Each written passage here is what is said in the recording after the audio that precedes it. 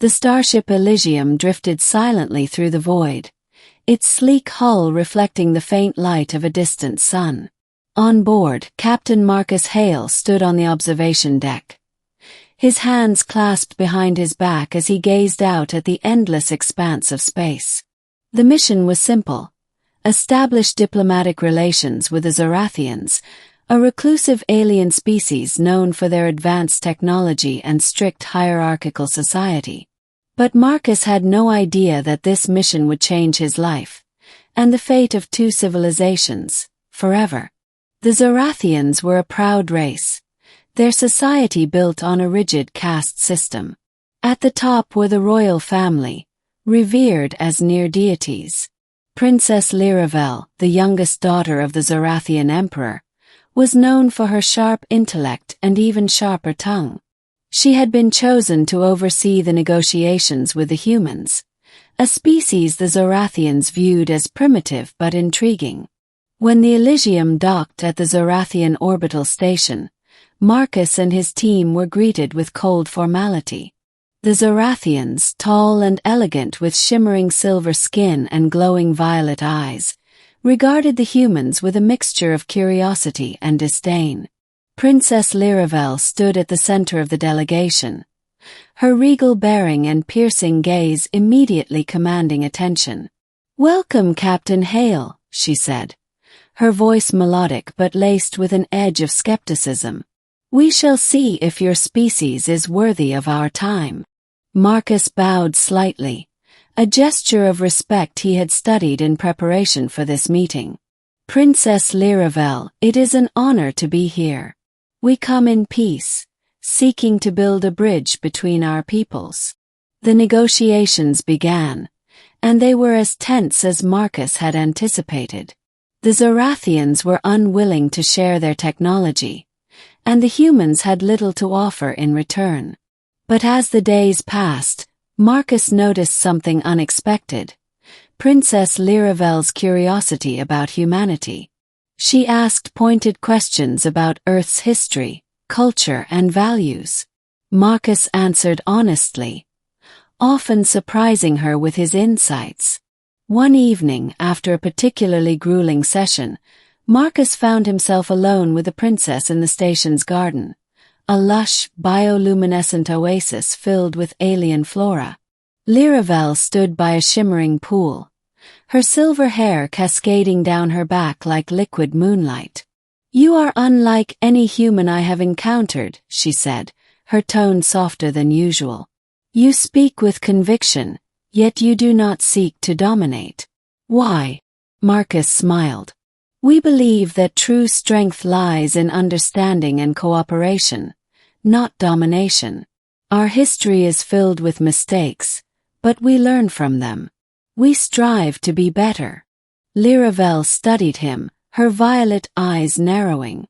"A noble sentiment. But words are easy, Captain Hale. Actions are what matter."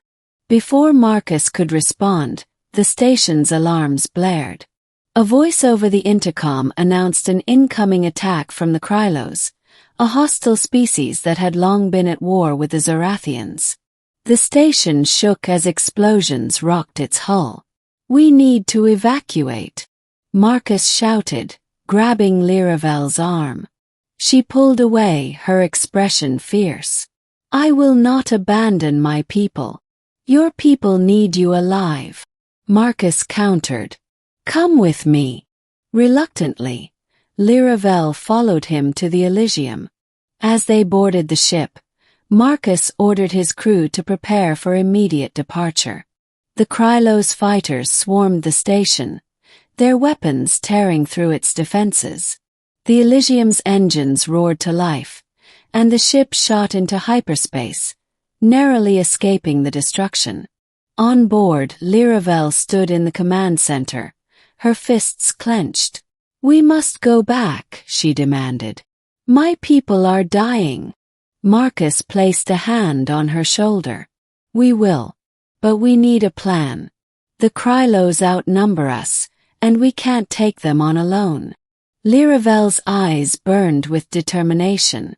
"Then we rally our allies. The Zorathians have long been isolated, but perhaps it is time to change that.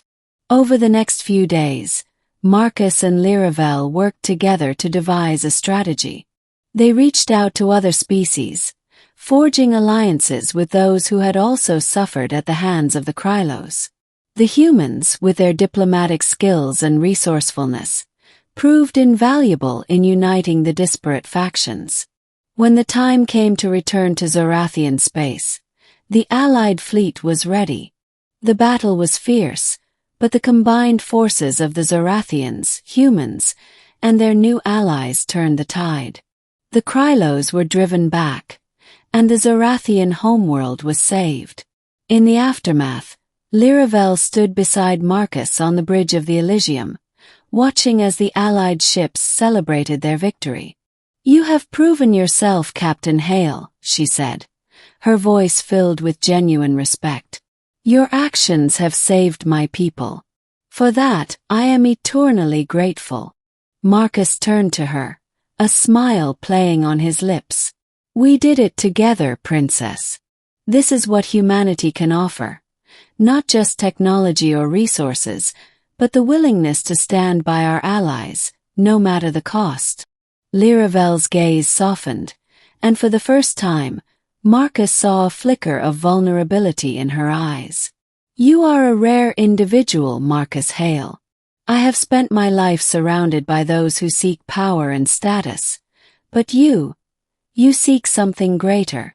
Marcus took a step closer, his heart pounding. "What I seek," he said quietly, "is to build a future where our species can thrive together. A future where we are not divided by our differences, but united by our shared dreams."